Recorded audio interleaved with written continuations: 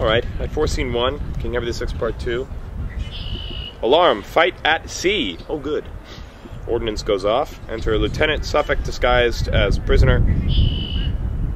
Oh, disguised. A prisoner, the master and master's mate, and Walter Whitmore with 2 gentlemen as prisoners and others. The gaudy blabbing and remorseful days crept into the bosom of the sea. And now loud howling wolves aroused the jades that dragged the tragic melancholy night, who with their drowsy, slow and flagging winds clipped dead men's graves from their misty jaws, breathe foul contagious darkness in the air. Therefore bring forth the soldiers of our prize, for whilst our pinnace anchors in the downs, here shall they take their ransom on the sand, or with their blood stain this discoloured shore. Master, this prisoner freely give I thee, and thou that art his mate, make boot of this. The other, Suffolk, Walter Whitmore, is thy share. What is my ransom, master? Let me know. 1,000 crowns, or else lay down your head. And so much shall you give, or off goes yours. What, think you much to pay 2,000 crowns, and bear the name and port of gentlemen?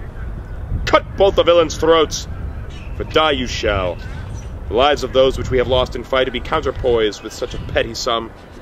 I'll give it, sir, and therefore spare my life, and so will I, and ride home for it straight.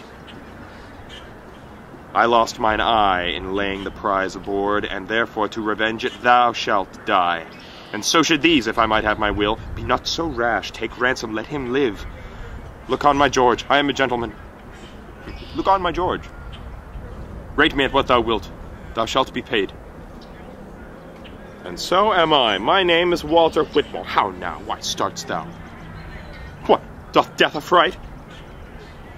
Thy name affrights me, in whose sound is death.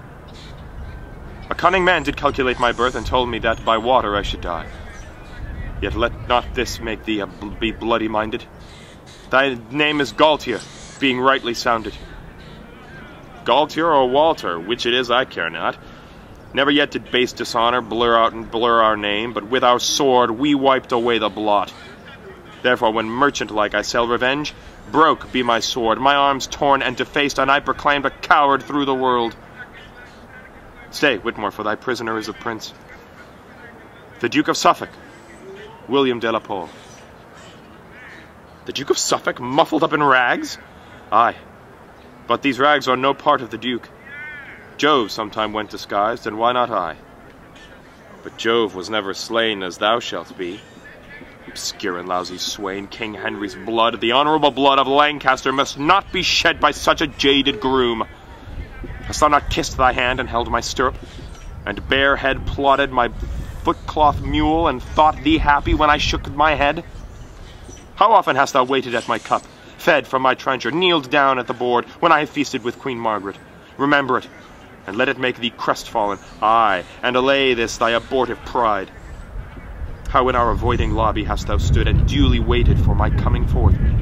This hand of mine hath writ in thy behalf, and therefore shall it charm thy riotous tongue. Speak, captain, shall I stab the forlorn swain?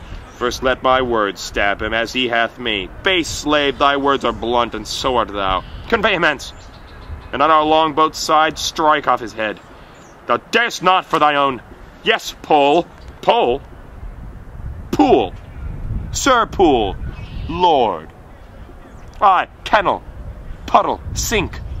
Whose filth and dirt troubles the silver spring where England drinks. Now will I dam up this thy yawning mouth for swallowing the treasure of the realm.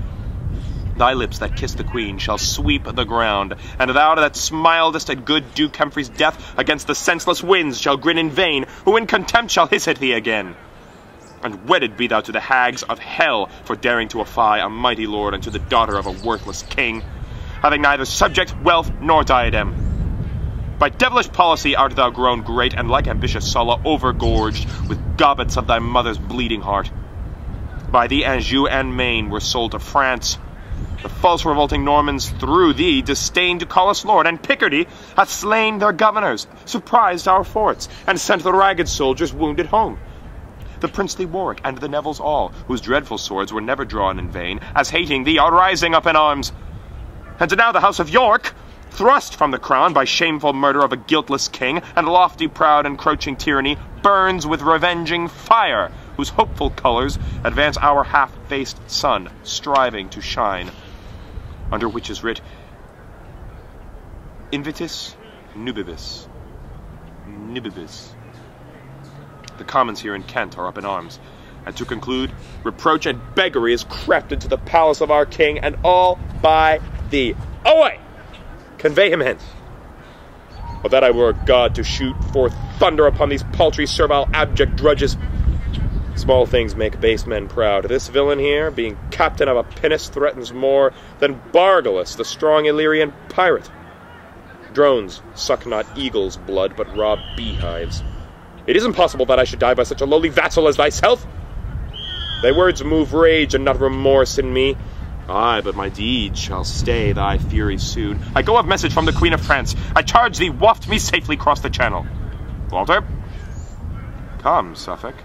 I must waft thee to thy death. Pene gelidus timor occupat artis.